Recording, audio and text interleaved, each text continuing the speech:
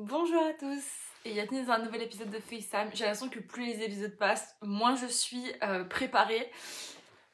Mais c'est la réalité de cette vidéo et de cette série en fait. Et là on est déjà au 10e épisode, déjà, et j'ai encore tellement de choses à dire. Donc je compte continuer d'ailleurs. Si vous avez des suggestions de sujets, ça serait avec plaisir de vous lire, avec plaisir de savoir qu'est-ce que vous en pensez, sur quoi je devrais parler, etc. Genre vraiment n'hésitez pas à me dire en commentaire. Je fais ça pour le plaisir et pas pour, je fais pas ça pour, voilà, comme je le répète, FaceTime c'est une série de vidéos qui ont été créées de mon côté parce que j'étais un peu lassée des vidéos YouTube de 18 minutes avec des cuts, de la musique, des effets, des transitions. Et des fois j'ai juste envie de pouvoir mettre un truc un peu en fond que j'écoute mais que je regarde pas forcément et je trouve que sur YouTube c'est de plus en plus difficile à trouver et maintenant c'est en train de se redémocratiser un peu les plus longs formats avec plus de discussions, mais moi ça me fait du bien et j'aime bien prendre une petite 30 minutes, tu vois, comme ça, à bah lâcher mon téléphone, lâcher ma vie en général et juste me dire tiens, si j'allais causer devant mon iPad, oui parce que je filme avec mon iPad, iPad Kid, c'est faux. Donc aujourd'hui, on va venir parler d'un sujet qui est très important à mes yeux et c'est quelque chose qui, en premier abord, j'en parle pas vraiment aux gens. Et quand les gens apprennent à me connaître, découvrent cette partie de moi. Et j'ai failli faire une vidéo sur la biracialité aujourd'hui, mais la vérité est que j'ai envie de parler de religion et de spiritualité. Donc je vais vous donner un petit peu mon parcours religieux, qu'est-ce que je fais, dans quelle religion je suis, est-ce que je suis croyante, et ma vision sur la spiritualité. Et ça va être ma dernière petite phrase, parce qu'après ça, je vais aller me coucher après cette vidéo. Donc ça va être une belle nuit de sommeil après une longue journée de travail. Alors, donc, bienvenue sur YouTube, bienvenue sur ma chaîne, bienvenue sur ma série FaceTime. Je m'appelle Gita, j'ai 25 ans et ma maman est canadienne et mon père portugais. En fait, mon père a grandi en étant chrétien sans étant particulièrement pratiquant, il me semble. Je connais assez peu de la vie de mon père quand il était plus jeune. Et ma mère, elle, de son côté, a grandi dans une famille très croyante. Ma grand-mère a toujours été très chrétienne.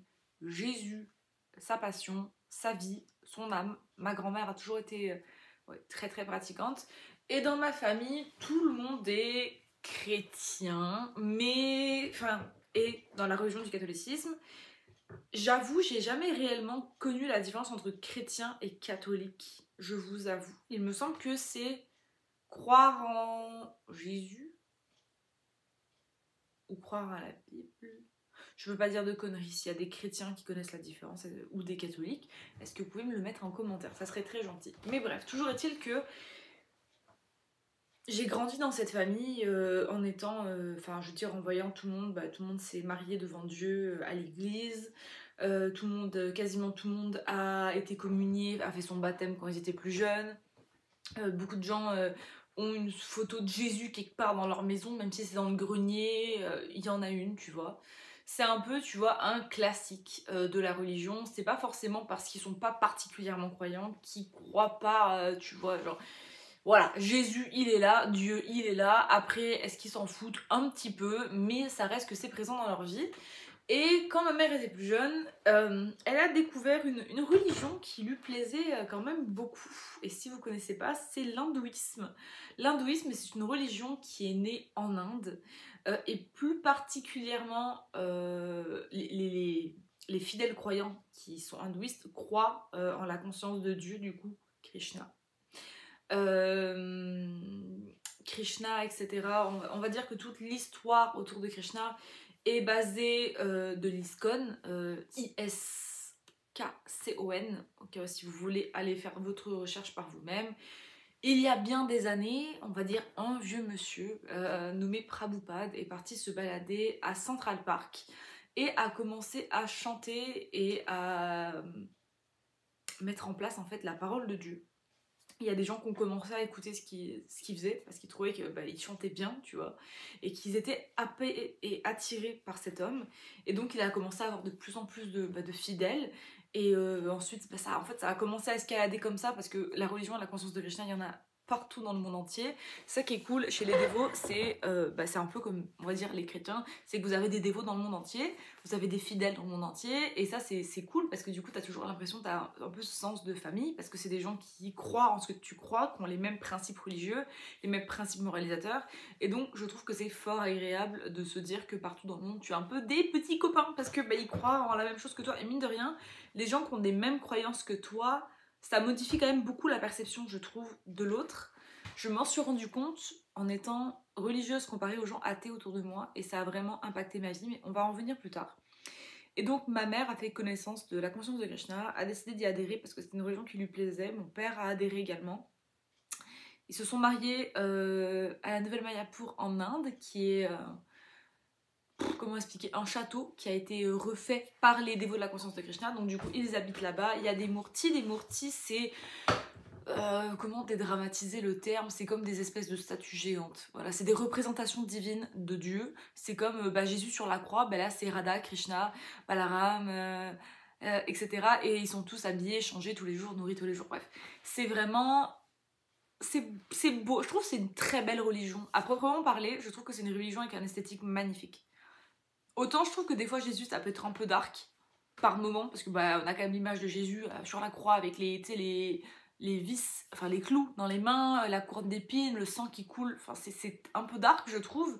Et autant Krishna c'est vraiment une religion où tout est coloré, tout est beau, tout est lumineux, tout est positif, il y a assez peu de négatif, il y a un seul truc, on va dire, qui est une représentation assez violente, et c'est vraiment Chaitanya, c'est ce que je vais dire, Hiranyakashipu. Alors là où j'avoue, la représentation elle est un petit peu hardcore, c'est vraiment... c'est dur de dédramatiser les mots. Ouais, une représentation d'un lion qui ouvre le ventre d'un méchant. Voilà, en gros, en gros de gros. Oh, Rasika, je suis désolée, tu vas voir cette vidéo, tu vas dire aïe, j'ai mal à ma religion, je sais. Je sais pas comment dédramatiser les mots, c'est compliqué, c'est des termes qui sont particuliers, c'est des termes qui sont tous écrits en sanskrit, donc en hindi, enfin, c'est pas là, bref, en sanskrit.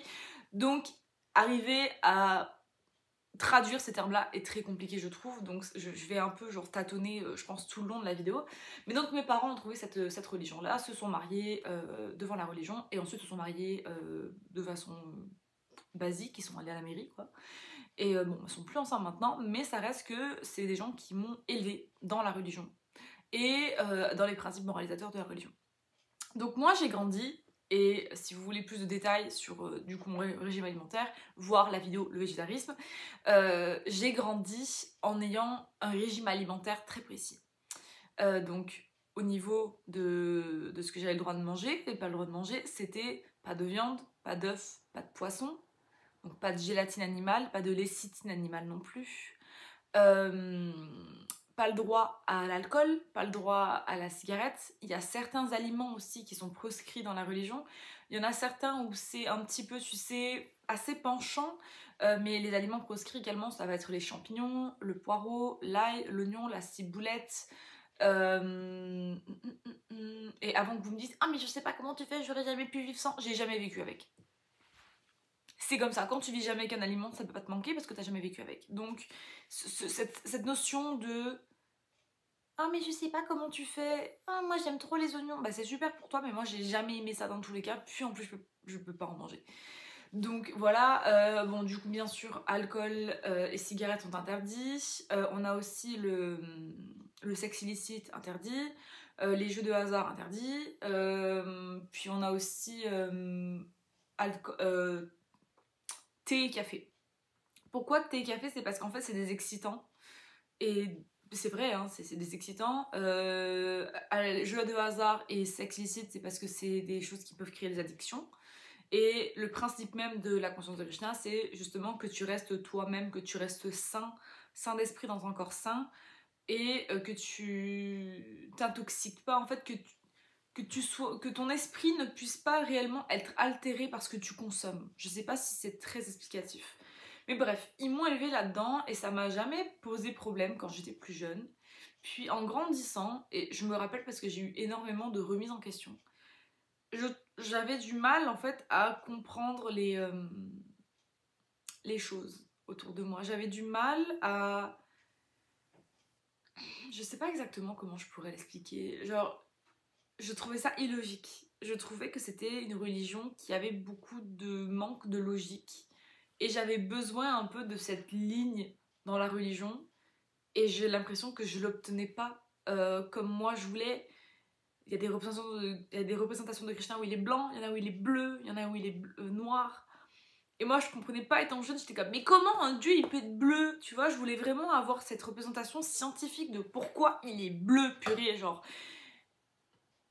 Et j'ai un peu comme fait la guerre à la religion. J'étais en mode j'arrêterai pas d'être croyante, mais je serai pas pratiquante. Je serai pas dans la remise en question, je serai pas dans la religion dedans, tu vois. La religion hindouiste, elle est comme les chrétiens. Quand je dis vous, c'est du coup, les chrétiens, vous avez un chapelet. Nous, on a un japa. Un japa, c'est très similaire à un chapelet, sauf que c'est à l'intérieur d'une petite poche qu'on appelle le japa. Et du coup, à l'intérieur, c'est vraiment 108 boules qui sont fabriquées dans le bois de Tulasi. Le bois de Tulasi, c'est le même bois qui constitue les colliers que la majorité des dévots portent.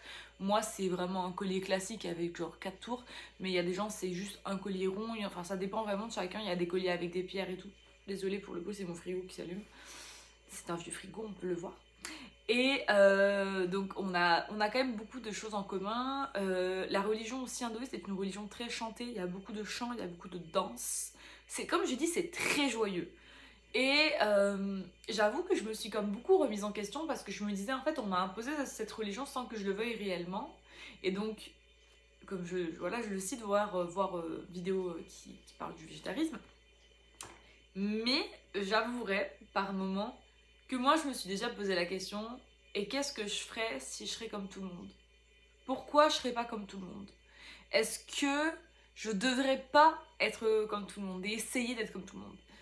Mais j'ai jamais eu cet attrait euh, pour la cigarette, pour l'alcool, etc. C'est des choses qui, à un moment donné dans ma vie, je me suis dit, je pourrais être comme tout le monde, mais j'ai choisi de pas l'être parce que justement, c'était pas ma personnalité. Déjà de base, hormis religion, je suis contre la cigarette et je suis contre l'alcool. Je trouve que c'est des choses qui sont profondément inutiles dans la vie. La cigarette, pour moi, c'est le truc le plus inutile que tu peux créer sur Terre. C'est juste un truc qui te rend accro. Tu fumes de la merde. Littéralement, tu fumes littéralement de la merde. Tu deviens accro à ça, c'est super cher, ça te bouffe des années de vie et tu peux crever d'un cancer du poumon. Je vois pas l'intérêt. Genre, c'est juste littéralement, tu prends quelque chose de toxique.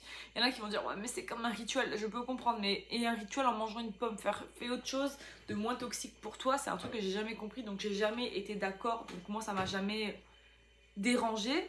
Et l'alcool, enfin, non. Non, je comprends le principe même de l'alcool, la fabrication et tout, ça part du raisin, tu vois, pour le vin, ça part du raisin, la vodka, ça part de la patate. Je trouve ça très intéressant, le processus est super intéressant, je trouve que le mix des alcools, je trouve ça super intéressant, la mixologie, ça me fascine, mais j'irai pas jusqu'à en boire. Tu vois, c'est mon choix, et chacun fait absolument ce qu'il veut de sa bouche et de ses choix, et j'ai pas envie de me faire dire dans les commentaires, oui, mais tu juges les gens, non, je juge pas les gens, je parle de mon vécu, je parle de ce que j'ai toujours connu. Et donc, j'ai souvent ressenti dans ma vie ce côté où je fit pas avec les gens. Tout le monde boit, je bois pas. Tout le monde mange de la viande, je mange pas de la viande. Je vais à la cantine, qu'est-ce que j'ai à manger? Rien. Rien. Et encore, je suis végétarienne, je suis même pas végane. Imaginez la complication que c'est maintenant à l'heure actuelle d'être végane dans une cantine à l'école. C'est impossible, je ne peux pas être végane. Genre, tout a des produits dérivé de l'animal. En plus, quand tu es végétarien, quand tu fais attention et que tu manges pas de viande, surtout, la présure. La présure, c'est un truc qui a très bon dos. Beaucoup de végétariens disent oh, je suis végétarien, ne regarde jamais s'il y a de la présure dans les choses. La présure, c'est de l'intestin de veau qui est utilisé comme c'est pas un coagulant, mais c'est un comment ça s'appelle, un conservateur dans les fromages. Donc dans 99% du temps, quand tu prends un truc, et il y a genre du parmigiano reggiano, qui a de la burrata beaucoup aussi, il y a beaucoup, mais quand je te dis beaucoup, c'est au moins 97% de fromages qui ont de la présure. Et c'est à toi d'aller vérifier en tant que végétarien, en tant que personne qui ne mange pas de viande ou ce genre de type de produit animal, que l'aliment que tu manges est safe. Et ça c'est un truc que je me rappelle quand j'étais plus jeune, c'était compliqué par moments. Et c'est vrai, il y a même des moments où tu vas au resto, tu prends un truc, tu sais qu'il y a du parmesan, si tu peux pas l'enlever, bah t'es comme ça en mode bon bah YOLO, tu vois, en espérant, je prie, je croise les doigts que je puisse le manger. Et ça c'est quelque chose qui m'est arrivé des milliards de fois parce que t'as aucune preuve, à part manger dans un resto vegan, tu peux juste en fait prier, je vais me chercher de l'eau. Tu peux juste prier que tu puisses consommer le produit quoi. Tu n'as aucune preuve que l'article, tu peux le consommer. Donc il y a ça à prendre en compte et le sentiment de ne pas être comme tout le monde. Le sentiment de ne pas être, je vais pas te dire à la hauteur, mais les gens qui s'amusent et qui te demandent en gros d'être pareil qu'eux alors que tu n'as pas les mêmes choix, tu es comme, est-ce que tu peux respecter mon bon vouloir s'il te plaît ?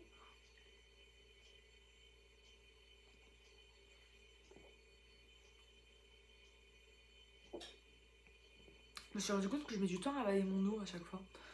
Je faisais pas ça avant. Je prends une trop grosse bouchée. Vous sentez que je suis fatiguée ? Mais j'avais quand même envie de parler parce que je trouve que c'est un sujet que ça fait longtemps. Et la religion, je pense que c'est tellement quelque chose... Je pense que je vais vraiment juste rentrer dans le vif du sujet au lieu de caresser l'histoire là. La religion, c'est personnel. La religion, on choisit pas de rentrer dans une religion pour quelqu'un. On choisit de rentrer dans une religion parce qu'on a eu l'appel de la religion. Moi, je me suis renseignée un peu sur d'autres religions. J'ai vu un petit peu ce qu'il y avait. J'ai des gens autour de moi qui sont catholiques, j'ai des gens autour de moi qui sont musulmans. Moi, j'ai aucun problème avec les autres religions. Tu veux porter le voile, tu portes le voile. Tu veux porter la croix, tu portes la croix. Tu veux porter la kippa, tu portes la kippa. Je m'en tape.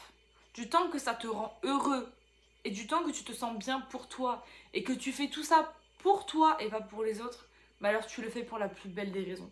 Parce qu'une religion, c'est personnel. Et parce que moi, personnellement, ma foi, même si elle n'est pas encore à 100%, même s'il y a plein de choses que je fais pas correctement, ma foi, je la fais pour moi.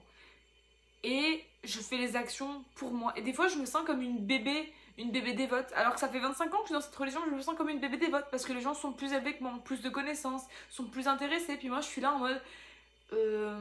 alors Hare Krishna, voilà, Haribol, j'ai pas grand chose à dire, je me sens con parce que je suis pas au même niveau. Puis après, je me dis en fait, il n'y a pas de jugement, c'est pas t'es au meilleur niveau. Oui, bien sûr, il y a des niveaux de religion, il y a des niveaux de pratique, il y a des gens, exemple, bah, comme les catholiques, il y a des prêtres, il y a des nonnes, tu vois, il y a des curés, enfin je veux dire, il y a des niveaux dans la religion. Mais c'est pas parce que t'as pas le même niveau que les autres que t'es moins bien que les autres. Et ça, c'est un truc que j'ai eu du mal un petit peu, je pense, à apprendre. Et même encore maintenant, j'ai un peu envie d'être comme tout le monde, finalement, au niveau de la religion. J'ai envie d'être aussi élevée, tu vois. Et je sais que moi, ma religion, d'ailleurs, m'amène présentement. Et je suis en gros souhait, je souhaite, en fait, je l'envoie dans l'univers. J'aimerais beaucoup partir en Inde. J'ai été en Inde plusieurs fois quand j'étais plus jeune et la dernière fois que j'y suis allée, je crois que j'avais 5 ans. J'en ai 25, ça fait 20 ans. Et sincèrement, c'est quelque chose qui m'attire énormément. Je veux y retourner pour en fait vivre la religion à mon âge, avec mes décisions, avec mes choix, avec ma compréhension. Et pas la compréhension d'un enfant qui est un peu forcé d'être là, tu vois. Même si quand j'étais jeune, je ressentais pas du tout ça, mais maintenant je veux le voir par mes propres yeux. Et donc j'ai hâte en fait d'entamer un peu ce petit pèlerinage entre guillemets, voir l'Inde et en même temps m'imprégner des temples, m'imprégner de l'atmosphère de l'Inde, et ce qui fait que pour moi, chaque jour de ma vie, la religion hindouiste, c'est la religion que je choisis. C'est la religion que je choisis parce que c'est une religion qui me plaît, qui me correspond, qui est un peu hippie dans la façon de penser, et je le vois parce que je vois mon évolution au fur et à mesure des années, je vois ma façon d'être au fur et à mesure des années, et je me rends sincèrement compte que je ne suis pas comme les autres. J'ai une façon de penser qui est différente et par moments ça me porte défaut parce que je vois les gens qui sont très libres d'esprit, très libres de leur corps, très libres de tout ça, et moi je suis vraiment ancrée dans mes décisions, ancrée dans le non, je me protège. Je me protège moi, je protège mon être, je protège mon corps, je protège ma façon de penser, je me laisserai pas influencer par les autres, et par moments c'est très difficile, on va pas se mentir, j'ai un peu lutté parce que je me dis, ah mais au pire tu t'en fous, qu'est-ce que t'en as à faire, non, c'est sincèrement, c'est ancré en moi. Et quand, en fait, quand tu grandis dans une religion et que t'es matricé un peu là-dedans, tu finis par vraiment être là-dedans. Et moi, ça me dérange pas parce qu'en fait, c'est quelque chose qui me plaît. Je suis d'accord avec ça. Je suis d'accord avec ces principes de vie. Je suis d'accord avec... Je vais pas vous mentir, il y a des choses que je pratique pas. Bah, le fait de pas boire du café, j'en bois de temps en temps. Le fait de pas boire du thé, bah, j'en bois. Genre, je bois du matcha de façon assez régulière. Mais c'est pas mal les seules choses que je transgresse. Il y a 2 jeûnes par mois, j'avoue, je les fais pas. Je les ai fait beaucoup étant plus petite. Par la suite, est-ce que je vais le faire? Probablement. Je vais forcément essayer de m'améliorer à un moment donné. Là, c'est juste que visiblement, j'ai pas la conscience pour le faire. Mais sincèrement, bah, c'est comme un exemple, si t'es musulman et tu rates le ramadan, quoi. Voilà, c'est pas exactement pareil, mais ça ressemble à ça. Et le truc, c'est que, genre, j'ai beaucoup questionné ma foi pendant longtemps, et genre, j'ai trouvé que maintenant, ma foi, je l'aime. Je vois la beauté des choses que je voyais pas avant, je vois la beauté des myrtilles quand je vois une photo des myrtilles quand j'étais plus jeune, je suis en mode, oh, bah, c'est joli, mais bof, mais maintenant, ça m'émeut. Genre, ça, littéralement, ça peut me mettre les larmes, pour vrai. Genre, c'est rendu que c'est ancré en moi et c'est drôle parce qu'à un moment donné je parlais avec ma tante et on parlait de végétarisme et je dis non mais ça je peux pas le manger. Elle dit tu peux pas c'est que tu veux pas, t'as le droit. Et je dis mais bien sûr que j'ai le droit mais je veux pas en fait, c'est mon choix, c'est ma décision. Si je mange un truc sans faire exprès je vais me sentir coupable après. Oui j'ai pas fait exprès mais ça reste que le sentiment de culpabilité va être présent et je supporte pas quand on me dit oui, mais tu peux, ferme-la. C'est pas que je peux pas, c'est pas une obligation, mais moi, après, j'ai envie de me sentir bien dans moi-même et je vais pas me forcer à manger quelque chose pour faire plaisir aux autres qui va à l'encontre de ce que je pense, à l'encontre de ce que je ressens. Et genre, je supporte pas ce truc en mode oui, mais tu peux, mais tu veux pas. Mais oui, mais c'est un choix. C'est que tu veux pas manger de d'origan, bah tu manges pas d'origan, tu vois, me casse pas les bonbons avec le fait que moi j'ai envie d'être végétarienne et j'ai pas envie de manger ces produits animaux, tu vois. Et ça, c'est un truc, c'est un délire comment les gens veulent vraiment être en mode droit ou pas droit. C'est pas droit ou pas droit, c'est un choix. Laisse-moi faire mes choix. Moi, je suis à l'aise et je suis apaisée avec mes choix. Et genre, j'aimerais juste que les gens vivent et laisser vivre, sincèrement.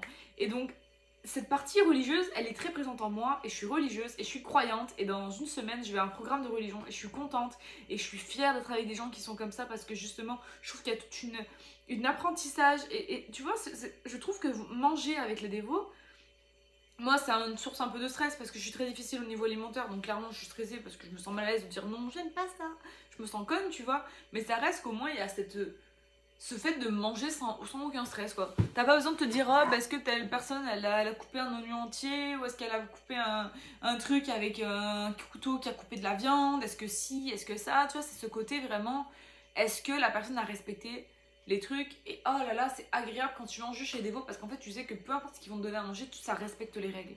Et sur le coup, moi, c'est des règles que j'apprécie respecter et c'est quelque chose que je m'impose et que je m'imposerai toute ma vie parce que c'est quelque chose que je compte respecter toute ma vie. C'est une religion dans laquelle je veux rester toute ma vie. Je veux, si j'ai des enfants, les nommer avec des prénoms religieux. Voilà, comme Gita est un prénom religieux qui vient de la Bhagavad Gita qui est, nous, notre équivalent du Coran ou de la Bible ou de la Torah. C'est notre équivalent, on va dire.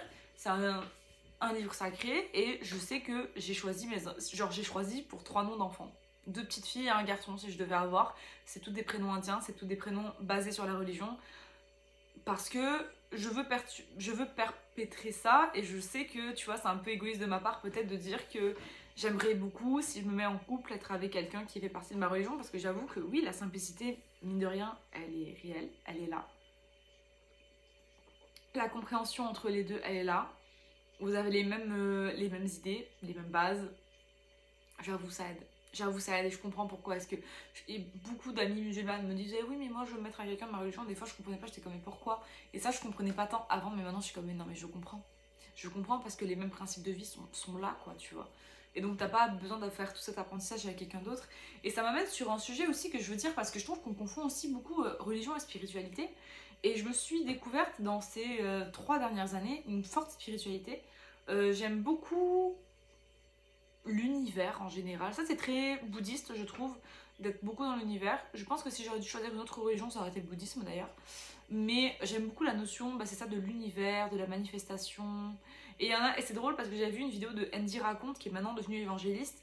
Et à l'époque disait que, un exemple, le tarot, le pendule, tout ça c'était genre de la merde. Et moi j'étais comme non, tu vois, ça pour moi c'est un peu trop d'endoctrinement parce que dire que c'est un peu genre en mode une création de Satan, calme-toi. calme-toi. Genre c'est vraiment, genre tu tires les cartes, hein, c'est vraiment ton intuition. C'est comme un exemple, le tarot, moi je suis, sincèrement, je le tire de temps en temps et je le fais et vraiment j'ai aucun problème à le faire à mes amis. Et j'ai toujours fait des tirages qui étaient très très réels. Et pourtant, c'est pas du tout lié à ma religion, c'est juste pour moi, le tarot, c'est une intuition, c'est un jeu d'intuition. Tu prends les cartes qui te disent les choses et c'est ton intuition qui te dit quoi prendre et ton intuition qui fonctionne. Et l'intuition, c'est pas religieux, c'est un truc que tout le monde a, que tu sois athée ou chrétien ou j'en sais rien, t'as cette intuition au fond de toi. Et donc, c'est un truc que je me rappelle, beaucoup de personnes m'ont souvent dit, ouais, mais du coup, t'es religieuse, mais genre, tu tires les cartes, je suis comme. Oui, parce que l'un va pas. Enfin, je veux dire, tu peux faire l'un sans l'autre. J'aime croire aux angel numbers. La preuve, j'en ai un tatoué sur le poignet. J'ai un 8-8 tatoué sur le poignet. Au même titre que dans 2 ans, si j'ai envie de faire Hare Krishna, le Maha-mantra, Hare Krishna, Hare Krishna, Krishna Krishna, Hare Hare, Rama Hare, Rama Rama Hare Hare sur le bras, je le fais, tu vois. En sanskrit, c'est un truc que j'ai déjà pensé en plus. J'aime noter des choses sur mon corps, sans problème, tu vois. Peut-être que c'est la première vidéo qui va dépasser les 30 minutes, tiens.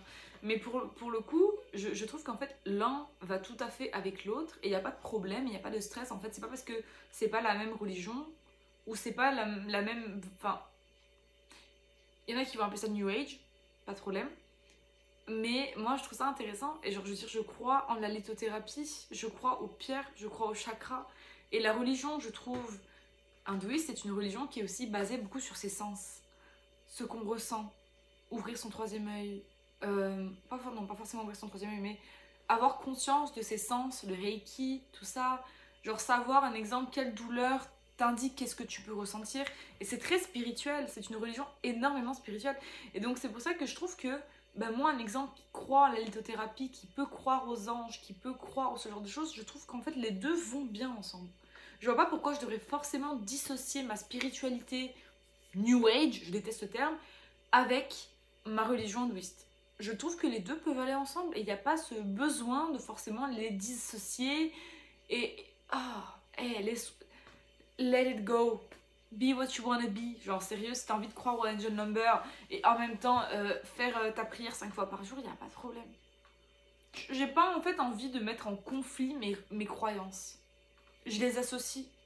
Et moi j'ai des amis qui sont, c'est ça, musulmanes, et qui m'ont déjà dit « Oh non, j'aimerais bien y croire, mais je peux pas pour ma religion. » Moi, c'est un truc que je m'interdis de dire ça.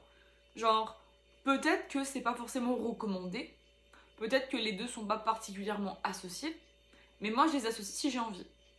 Est-ce que je vais changer d'avis dans 2 ans? C'est possible. Est-ce que je vais rester comme ça toute ma vie? C'est possible. Mais c'est juste pas avoir peur, tu sais, d'associer les choses que tu as envie de faire. Après, je trace un trait à certains trucs. Pour moi, la magie blanche, la magie noire, c'est quelque chose que je ne pratique pas. Ça ne m'intéresse pas. Je sais que du côté portugais, il me semble que ma grand-mère ou quelqu'un qui était dans ma famille a déjà pratiqué des rituels de magie noire. Est-ce que c'est vrai? Je sais pas. C'est des oui-dire que j'ai eu de la famille de la famille de mon père à laquelle je suis très peu en contact. Donc, j'avouerai que c'est quelque chose qui, mine de rien, existe. Est-ce que je crois? Moi, je crois beaucoup aux entités, bien sûr, la réincarnation, c'est la base de la religion hindouiste. Je crois aux fantômes, je crois à tout ça, en fait. Le domaine de l'obscur m'a toujours attiré, m'a toujours fasciné. Je trouve ça très intéressant. Un exemple, c'est tout con, mais admettons, en ce moment, je suis en train de m'intéresser sur le meurtre du Cecil Hotel. Donc toutes les entités, la lourdeur de ce qui se passe dans cet hôtel-là m'intéresse. Mais est-ce que je serais de là à commencer à essayer de pratiquer genre le Ouija ou des trucs comme ça pour parler avec des gens? Non, non, c'est là où je trace un trait. Je suis attirée par le domaine de l'étrange jusqu'à un certain point. Et j'aime associer ma spiritualité et ma religion ensemble. Et je trouve qu'il n'y a pas de défaut, je trouve qu'il n'y a pas forcément de conflit. Pour l'instant, ça me fait du bien. Et moi, je sais que toutes les fois dans ma vie où j'ai prié, il y en a beaucoup, j'ai toujours eu ce que je voulais par la suite. Et quand je dis ça, c'est pas « Bah non, je veux un dernier iPhone, j'ai prié Krishna pour que j'ai un dernier iPhone. » On parle de choses intéressantes, on parle de choses importantes. On parle de la plénitude de soi, on parle de se confier à Dieu pour lui demander de l'aide. On ne parle pas de lui demander d'avoir de l'argent ou lui demander de gagner au loto. On parle de sujets intéressants et importants. Donc c'est pour ça qu'il y a des moments où j'ai du mal à comprendre l'athéisme. J'ai du mal à comprendre comment est-ce que les gens peuvent ne pas croire en Dieu. Pour moi, je trouve ça triste en fait. Et c'est même pas forcément du jugement, c'est juste que je me dis, mais en fait, pour vous, quand on meurt, on va où? Parce que pour moi, quand on meurt, on est une âme. L'âme, elle reste vivante, mais le corps, il décède. Et la réincarnation, j'y crois dur comme fer. Et dans la religion, la réincarnation, justement, c'est quand tu meurs, prie, retourner à Dieu et pas rester dans un monde matériel, tu vois. Et ça a été dur pour moi de comprendre. Et même encore à l'heure actuelle, des fois, j'ai un peu encore du mal à comprendre cette notion-là. Mais je me dis, je vais la comprendre à un moment donné. Je sais que pour moi, mon cheminement vers Dieu, il est récent. Il a toujours fait partie de moi. Mais c'est juste que je le voyais moins que je le vois maintenant. Et je suis fière de ça. Et c'est pas pourtant quelque chose que je vais crier sur tous les toits. Parce que je pense qu'il y aurait du jugement, très clairement. Ça m'est égal que les gens jugent. Mais moi, en tout cas, je trouve que la spiritualité dans laquelle j'évolue et la religion dans laquelle j'évolue, c'est une religion de beauté, de bonté également. Les gens sont bons l'un envers l'autre. Il n'y a pas d'égoïsme ou de jalousie. Pour moi, c'est la religion, bah, comme je dis, avec le plus bel esthétique. Les femmes en sari, la beauté, la pureté, la douceur. Je trouve ça magnifique. Je trouve que c'est une religion sublime.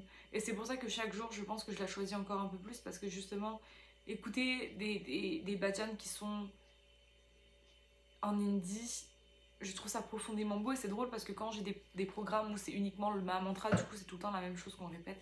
Là j'ai plus de difficultés, je trouve ça plus lourd justement parce que j'ai ce besoin justement de plus. J'ai été habituée à plus donc je veux plus. Mais c'est peut-être, je pense que tout ça pour dire que la religion et la spiritualité peuvent être ensemble. Tu peux les dissocier comme tu peux les associer. Il n'y a pas de honte à faire partie de ta religion. Ne l'impose pas aux autres. J'ai jamais essayé d'imposer ma religion à qui que ce soit. Toutes mes amies sont au courant, toutes mes amies savent.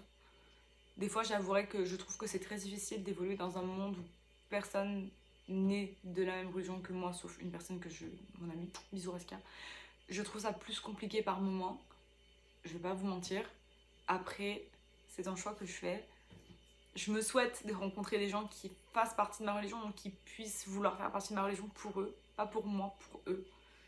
Et que c'est ok en fait de croire en Dieu, que Dieu vous aime et vous protège et que même si les gens n'en parlent pas forcément, ça veut pas dire qu'ils sont pas croyants quoi. Enfin bref. Se laisser le temps.